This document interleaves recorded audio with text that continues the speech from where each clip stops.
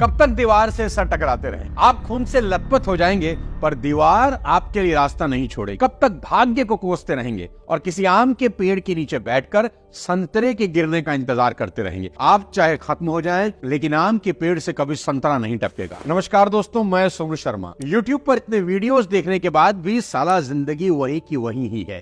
कोशिश करता हूं इस वीडियो में कुछ अलग तरीके से आपको समझाने की कि सब कुछ करने के बाद भी कुछ लोग लाइफ में सफल क्यों नहीं हो पा रहे। एक कहानी सुनाता हूं आज आपको। बहुत दिनों से आपको कोई कहानी नहीं सुनाई। एक सुनार चांदी को तपाने के लिए उसे आग की गर्म लपटों के ऊपर रख रहा था, तो उसका 16 साल का लड़का उसे देख रहा था। बेटे ने कहा, पापा ये क्या कर रहे हो? सुनार ने बेटे से कहा, चांदी को लपटों के ठीक बीचों बीच उस जगह रखना पड़ता है जहां आग की लौ सबसे ज्यादा गर्म होती है, ताकि चांदी का सारा खोट, उसकी इम्प्योरिटी यानी अशुद्धता जलकर राख हो जाए। बेटे ने कहा, आप कब तक इसे ऐसे ही पकड़कर बैठे रहोगे पापा? सुनार ने जवाब दिया, बेटा चांदी को पकड़कर सिर्फ बैठा ही नहीं रहूंगा, बल्कि पूरे समय चांदी पर नजर भी जमाए रखनी होगी। अगर चांदी ज्यादा समय आग की लपटों के बीच रही तो नष्ट हो सकती है। बेटे ने बड़ी मासूमियत से पूछा, पापा आपको कैसे पता चलेगा कि चांदी पूरी तरह शुद्ध हो गई? पिता ने मुस्कुराकर बेटे को जवाब दिया, बहुत आसान, जब उसमें मेरी झलक दिखने लगे, जब मेरा अक्स उसमें नजर आने लगे। नहीं समझे आप?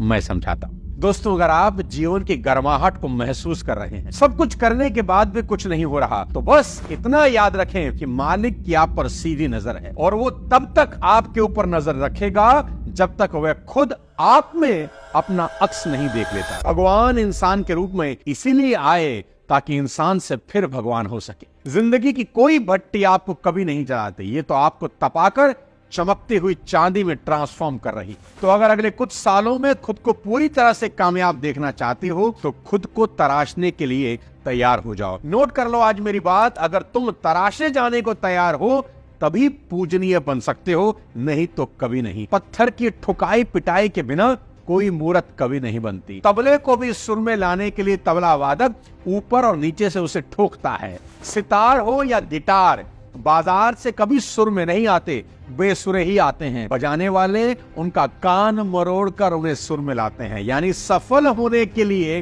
तपना तो पड़ेगा। तो आज जिंदगी में आगे बढ़ने के 3 सबसे इंपॉर्टेंट सूत्र इस वीडियो में दे रहा हूं। आज एक बेहद अजीब बात आपको बताना चाहता हूं, जो मैंने पिछले कुछ सालों में सीखी है कि जिंदगी में अगर बेहद ऊंचाई पर पहुंचना चाहते हो तो सबसे पहले अपनी समस्याएं बड़ी करो। ठीक सुना आपने, अपनी प्रॉब्लम बड़ी करो। छोटी प्रॉब्लम छोटे इंसान बनाती है। आप भी सोच रहे होंगे कि सोनू जी का दिमाग कहीं चकरा तो नहीं गया? दुनिया प्रॉब्लम खत्म करने की बात करती है और ये बढ़ाने के लिए बोल रहे हैं। देखो भाई, समझो मैं ऐसा क्यों बोल रहा हूं। अगर तुम्हारी प्रॉब्लम छोटी है तो ये मान लो तुम्हारी इच्छाएं भी छोटी मोटी ही हों, और इच्छाएं नहीं है तो प्रॉब्लम तो होगी ही नहीं। अगर कोई चाह ही नहीं तो तकलीफ कैसे? लेकिन इच्छाएं जितनी बड़ी होंगी समस्याएं उससे भी बड़ी होंगी। देखो, अगर तुम सड़क पर सिर्फ चलना ही चाहते हो तो कोई समस्या ही नहीं, लेकिन अगर तुम मैराथन दौड़ना चाहते हो तो तुम्हारे सामने कई मुद्दे आएंगे जिससे तुम्हें निपटना होगा। अगर एग्जाम में सिर्फ पासिंग मार्क्स ही लाना चाहते हो कोई दिक्कत ही नहीं, लेकिन अगर 90% से ऊपर लाना है तो तकलीफ तो होगी। वनडे क्रिकेट में अगर सिर्फ 100-125 रन का पीछा करना है कोई दिक्कत नहीं, लेकिन अगर 400 रन चेज करने पड़ जाएं तो पसीने छूट जाए। इन सभी बातों का कुल जमा यह है कि अगर तुमको सिर्फ जिंदा रहना है या अपना सिर्फ वजूद बनाए रखना है तो कोई दिक्कत नहीं, क्योंकि ज्यादातर दुनिया यही कर रही है। लेकिन अगर खुद का दोहन सही अंदाज में करना हो तो आह तो निकलेगी। तो आज ये डिसाइड करना है कि जिंदगी में कुछ छोटा मोटा हासिल करने आए हो या कुछ बड़ा, और देखना बड़ी प्रॉब्लम को सॉल्व करते करते एक दिन आप बड़े इंसान बन जाते हो। आसान रास्ते नहीं, मुश्किल रास्तों की तलाश करना, खुद को चैलेंज पेश करना। मैं हमेशा से कहता हूं, गंगोत्री से गंगा सागर की दूरी तो मुर्दा भी तय कर लेता है। उसमें क्या मानता है? मुर्दे को आप गंगोत्री में बहा दो तो बहता बहता गंगा सागर पहुंच ही जाएगा। उसमें उसे करना ही क्या है? लेकिन अगर खुद को परखना हो तो गंगा सागर से गंगोत्री की तरफ तैर कर दिखाना ही होगा। वह पथ क्या, पथिक कुशलता क्या जिस पथ पर बिखरे शूल ना हो, और नाविक की धैर्य कुशलता क्या जब धाराएं प्रतिकूल ना। देखो दोस्त, जहां बहाव विपरीत है वही नाविक की असली परीक्षा भी होती है। अगर आप चाहते हैं कि मरने के बाद भी आपको याद रखा जाए तो दो काम करिए, पढ़ने लायक कुछ लिख डालिए या लिखने लायक कुछ कर डालिए। क्योंकि जो व्यक्ति समय की धारा के साथ बहता है, इतिहास उसे समय के साथ भुला देता है, और जो व्यक्ति समय की धारा को मोड़ देता है, इतिहास में अमर हो जाता है। दोस्तों, हमारी नियति यही है कि हमने एक जैसे मनुष्य के रूप में जन्म लिया, पर हमारी कीर्ति इसी में है कि मौत के समय हम सब एक समान ना हो।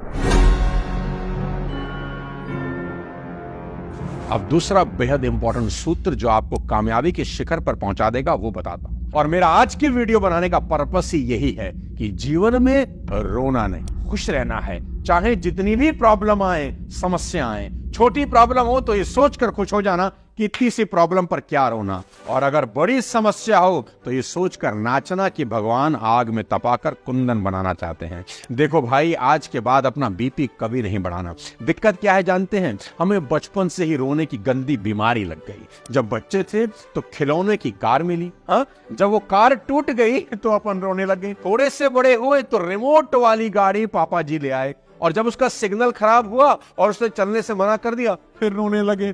फिर आई 5 लाख की फोर्ड, उस पे स्क्रैच लगा, फिर रोए। होंडा सिटी का बम्पर टकराया, फिर रोए। फिर मर्सिडीज, फिर कुछ ना कुछ हुआ, रोता ही रहा। कभी स्क्रैच लगा, कभी बम्पर लगा, कुछ ना कुछ ड्रामा लगा रहा, और अपन हर बार वैसे ही रोते रहे। कुल मिलाकर बात यह है कि हमारे खिलौने तो बड़े हो गए, लेकिन हम बड़े नहीं। चीजें बदल गई पर हमारे रोने का स्वभाव नहीं बदला। बस आज से ये बचकाना बंद करना है, रोना नहीं। जो अपने मन का हो तो अच्छा, जो अपने मन का ना हो तो और भी अच्छा, क्योंकि वो उसके मन का हो। जीवन को खेल ही मान और चीजों को खिलौना। और याद रखना, खिलौने सिर्फ एंटरटेनमेंट के लिए होते हैं। किसी भी खिलौने के लिए एक भी आंसू मत बहाना, क्योंकि आपके आंसू से ज्यादा कीमती कोई खिलौना नहीं। प्रॉब्लम छोटी हो या बड़ी, वो आपको बड़ा करने ही आती है। जिम रॉन का एक बहुत शानदार कोट है जो मेरी जिंदगी में बहुत काम आया। Don't wish for less problems, wish for more skills. Come problem आए ऐसी दुआ नहीं करना, हे ईश्वर मुझे ताकत दे कि इनको सॉल्व कर सकूं, ये दुआ मां। और आज के बाद टेंशन लेने का नहीं। एक बहुत बढ़िया बात सुनाता हूँ। मेरा एक दोस्त है जिसके घर पर एक बहुत बढ़िया स्टैचू था। एक दिन उस दोस्त ने उस स्टैचू को उठाकर फर्श पर पटक दिया, तोड़ दिया। मैंने पूछा, भाई ये क्या कर रहा है? तो बोला, सोनू भाई, पिछले 12 साल से इसको देख रहा हूँ, ये मुझे रोज टेंशन देता है कि कहीं टूट ना जाए, गिर ना जाए, इसकी वजह से साला रोज टेंशन में रहता हूँ। तो मैंने सोचा आज इस टेंशन को परमानेंटली खत्म कर दूं। खुद ही तोड़ दिया ताकि मन में शांति तो रहे। अब आराम से मस्ती से जीऊं। और इस वीडियो के आखिर में जीवन में सफल होने का तीसरा और सबसे आसान मंत्र दे रहा हूं, और वो है सब्र रखना। धीरे धीरे रे मना, धीरे सब कुछ होए, माली सींचे 100 घड़ा, ऋतु आए फल। कुछ चीजें हमारे फड़फड़ाने से जल्दी नहीं हो जाती। जिसको होने में जितना समय लगता है उतना लगेगा ही। बच्चा अगर 9 महीने में होता है तो 9 ही महीने लगेंगे। मेरे आपके फड़फड़ाने से 5 महीने में तो हो नहीं जाएगा। और किसी को तरक्की करता देख तो बिल्कुल भी इंपेशेंट मत होना। याद रखना, जो लोग जितनी तेजी से ऊपर जाते हैं, ताश के पत्तों की तरह भर कर गिर भी जाते हैं। एक पुरानी कहावत है कि रोम एक दिन में नहीं बन गया। अगर वो एक दिन में बन गया होता तो अगले दिन धराशायी भी हो गया होता। और ये भी याद रखो, जहां तुम्हारी जिम्मेदारी खत्म होती है, भगवान की जिम्मेदारी वहीं से शुरू होती है। बस अपनी जिम्मेदारी निभाकर सब्र रखो, अपनी बेस्ट एफर्ट लगाकर उस पर छोड़ दो, वो आपको मायूस नहीं करे। किसान ने खेत में हल चला दिया, बीज बो दिया, पानी खाद सब डाल दी, अपनी जिम्मेदारी पूरी करके उसे अब सब्र रखना है, क्योंकि अब उसकी जिम्मेदारी शुरू होती है। मैं हमेशा कहता हूँ, कुदरत आपकी मेहनत का जर्रा भी जाया नहीं करती। हर दूसरे दिन बीज को देखने मत जाओ कि कुछ हुआ कि नहीं, कुछ निकला कि नहीं। आपने लिफ्ट के लिए बटन दबा दिया ना, अपना काम कर दिया, अब मशीन को अपना काम करने दो, सब्र रखो, लिफ्ट आए। पैर फर्श पर पटकने से जल्दी नहीं आए। बेचैनी तुम्हें दुख देने का सबसे बड़ा कारण है।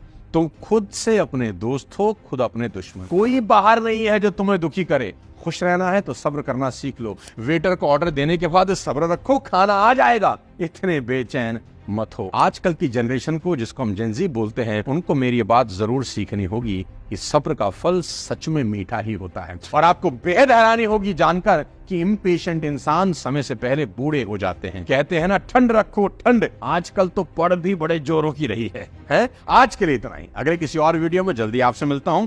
चैनल पर नए हैं तो सब्सक्राइब करके बेल आइकन दबा दें ताकि अगली वीडियो की नोटिफिकेशन आपको मिल जाए। वीडियो अच्छी लगे तो लाइक कर दें, कमेंट कर दें और शेयर कर दें। जय हिंद।